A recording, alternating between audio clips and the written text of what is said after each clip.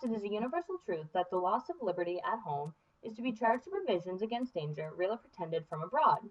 This 1798 quote from James Madison still stands true today. Its relevance to the national security state in the United States has become more evident as our military and defense spending continues to grow. As the chapter outlines, the dynamic of our U.S. military has changed drastically throughout the years, specifically at the end of World War II. With the National Security Act of 1947 creating several new departments, such as the Department of Defense and the Central Intelligence Agency, the government widely extended its concern of national security. No longer are the days of a small standing army and a military draft.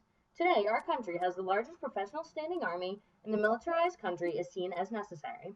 Citizens see it as a way of being constantly vigilant and prepared for any possible threat, and to being ahead of the game with the developing military technology.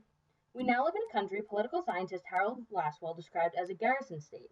This garrison state is marked by a perpetual crisis mentality of the people, where they feel the presence of military professionals is necessary for the safety and existence of our democracy. It's not that a garrison state is always a bad thing, but as it relates back to American democracy, it is posing challenges many citizens are blind to.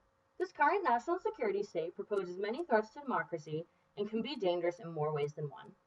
One major threat with our current national security state is the secrecy aspect. Sure, secrecy is necessary for classified information, but our government is abusing what is considered secret and classified. In order for a society to be democratic, citizens should have open and free access to information.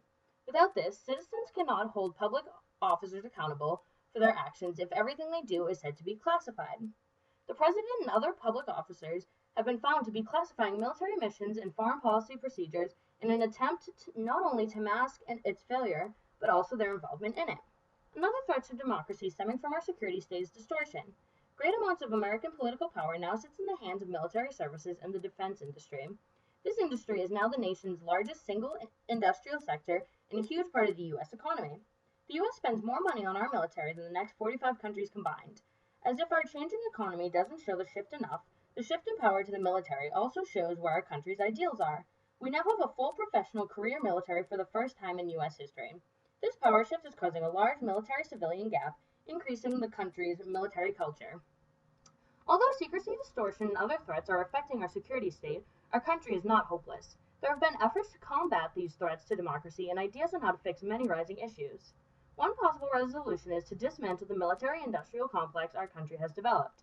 Citizens favor the military economy, so we must push to switch that. This won't be easy, though, since many people depend on their military industry job, and our public leaders aren't too concerned with changing their mindset. Another small change that could make a huge difference is placed on our policymakers and leaders. Our foreign policy, both literally and with our mentality, is highly militarized. Instead of focusing on the military aspect, we should try to spread democracy. If we spread and raise democracy in other countries, then our democratic country becomes the inspiration.